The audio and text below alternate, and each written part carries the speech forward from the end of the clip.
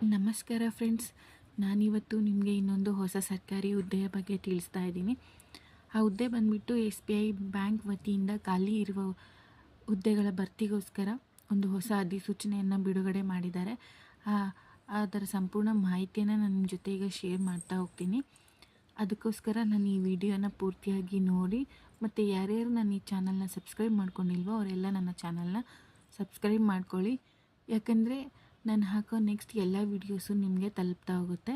ಅದಕ್ಕೋಸ್ಕರ ಸಬ್ಸ್ಕ್ರೈಬ್ ಮಾಡ್ಕೊಳ್ಳಿ. ನೆಕ್ಸ್ಟ್ ಬಂದುಬಿಟ್ಟು department name state bank of India, ನೇಮಕಾತಿ 2025. ಪೋಸ್ಟ್ ಲೊಕೇಶನ್ ಭಾರತದಾದ್ಯಂತ. ಟೋಟಲ್ ವೇಕೆನ್ಸಿ 13,735 ಒಟ್ಟು ಖಾಲಿ ಇರುವ ಹುದ್ದೆಗಳು. ಸ್ಯಾಲರಿ ಪರ್ ಮಂತ್ ಸಂಬಳ ಬಂದುಬಿಟ್ಟು 64,480 ರೂಪಾಯಿಗಳು. ಡೀಟೇಲ್ಸ್ ಆಫ್ ಪೋಸ್ಟ್ ಯಾವ ಹುದ್ದೆ ಖಾಲಿ ಇದೆ ಅಂದರೆ ಜೂನಿಯರ್ ಅಸೋಸಿಯೇಟ್ಸ್ ಅಂದರೆ ಕ್ಲರ್ಕ್ ಹುದ್ದೆ ಖಾಲಿ ಇದೆ. Age limit to apply for this post, ವಯೋಮಿತಿ ಏನಿರಬೇಕು ಅಂದರೆ ಭಾರತೀಯ ಸ್ಟೇಟ್ ಬ್ಯಾಂಕ್ ಆಫ್ ಇಂಡಿಯಾ ಬಿಡುಗಡೆ ಮಾಡಿದ ಪ್ರಕಾರ ಅಭ್ಯರ್ಥಿಗಳಿಗೆ ಕನಿಷ್ಠ 20 ವರ್ಷ ಆಗಿರಬೇಕು ಮತ್ತು ಗರಿಷ್ಠ 28 ವರ್ಷ ಮೀರಿರಬಾರದು. ಅಂದರೆ 20 ವರ್ಷದಿಂದ 28 ವರ್ಷದ ಒಳಗಿರೋ ಆಸಕ್ತ ಅಭ್ಯರ್ಥಿಗಳು ಈ ಹುದ್ದೆಗಳಿಗೆ ಅರ್ಜಿಯನ್ನು ಸಲ್ಲಿಸಬಹುದಾಗಿದೆ. ಹಾಗೂ ನಿಯಮಗಳ ಪ್ರಕಾರ ವಯೋಮಿತಿ ಸಡಿಲಿಕೆ ಕೂಡ ಇರುತ್ತದೆ.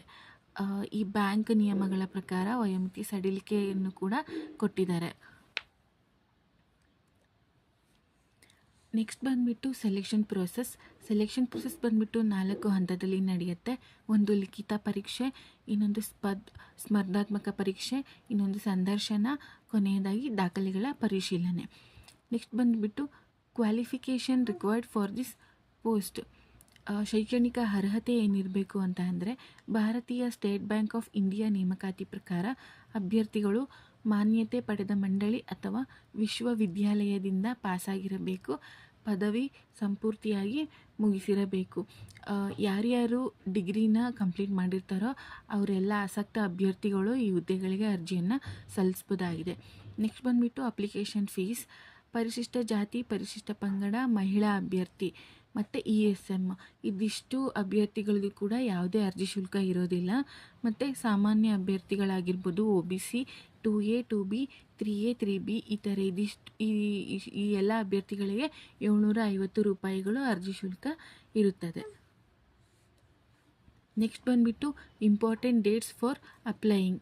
ಅರ್ಜಿ ಸಲ್ಲಿಸಲು ಪ್ರಾರಂಭ ದಿನಾಂಕ 17/1/2024. ಅರ್ಜಿ ಸಲ್ಲಿಸಲು ಕೊನೆಯ ದಿನಾಂಕ 7/1/2024. ಜನವರಿ 7ನೇ ತಾರೀಕಿನ ತನಕನೂ ನಮಗೆ ಅರ್ಜಿ ಸಲ್ಲಿಸೋದಕ್ಕೆ ಟೈಮ್ನ ಕೊಟ್ಟಿದ್ದಾರೆ. ಅಷ್ಟರೊಳಗಾಗಿ ನಾವು ಅರ್ಜಿಯನ್ನು ಸಲ್ಲಿಸಬೇಕಾಗುತ್ತೆ.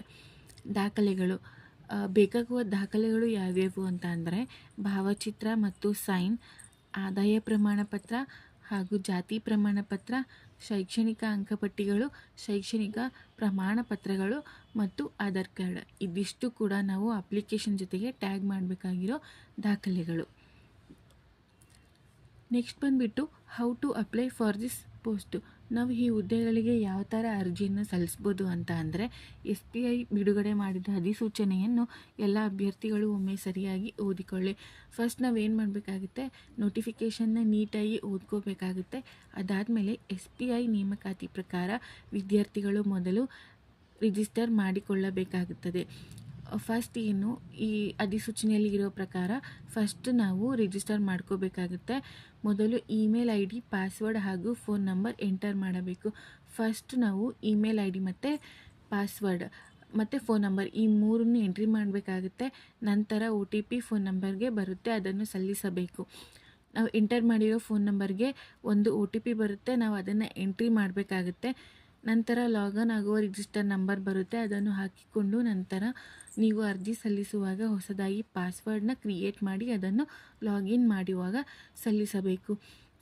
OTP ಬಂದಾದಮೇಲೆ ನಾವು OTPನ ಎಂಟ್ರಿ ಮಾಡಿದಾದಮೇಲೆ ನಮಗೊಂದು ರಿಜಿಸ್ಟರ್ ನಂಬರ್ ಬರುತ್ತೆ. ಆ ರಿಜಿಸ್ಟರ್ ನಂಬರ್ಗೆ ನಾವು ಒಂದು ಹೊಸ ಪಾಸ್ವರ್ಡ್ನ ಕ್ರಿಯೇಟ್ ಮಾಡಬೇಕಾಗುತ್ತೆ.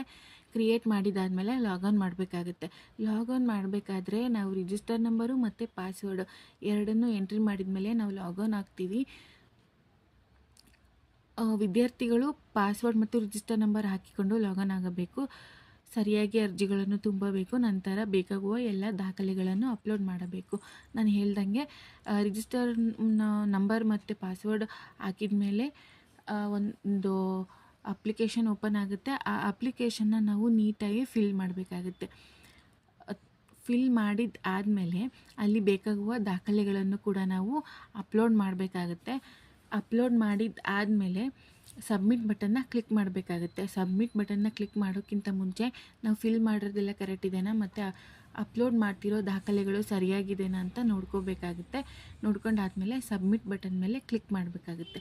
ಕೊನೆಯದಾಗಿ ಈ ಅರ್ಜಿ ಶುಲ್ಕವನ್ನು ಕೂಡ ನಾವು ಪೇಮೆಂಟ್ ಮಾಡ್ಕೋಬೇಕಾಗುತ್ತೆ. ಯಾರ್ಯಾರಿಗೆ ಅರ್ಜಿ ಶುಲ್ಕ ಅಪ್ಲೈ ಆಗುತ್ತೋ ಅವರೆಲ್ಲ ಕೂಡ ಪೇಮೆಂಟ್ ಮಾಡ್ಕೋಬೇಕಾಗುತ್ತೆ. ಇದಿಷ್ಟು ಕೂಡ ಈ ಹುದ್ದೆಯ ಮಾಹಿತಿ ಆಗಿರುತ್ತೆ ಫ್ರೆಂಡ್ಸ್. ನೆಕ್ಸ್ಟ್ ನಾನು ಇನ್ನೊಂದು ಹೊಸ ಸರ್ಕಾರಿ ಹುದ್ದೆಯ ಬಗ್ಗೆ ವಿಡಿಯೋನ ನಿಮ್ಮ ಜೊತೆ ಹಂಚ್ಕೋತೀನಿ. Thank you friends.